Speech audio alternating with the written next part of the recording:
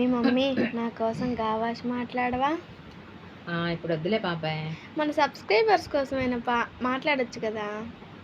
సరే అయితే ఓకే. ఏం మాట్లాడాలి చెప్పు. సరే, ఇప్పుడు నువ్వేం చేస్తున్నావు అనేది మాట్లాడాలి. ఇప్పుడు నువ్వేమి చెంగేస్తున్నావు? బాగున్నావా? బంగా గుంగున్నావా? తిన్నావా? తింగిన్నంగావా? ఎలా ఉన్నావు? ఎంగెలా ఉంగున్నావు?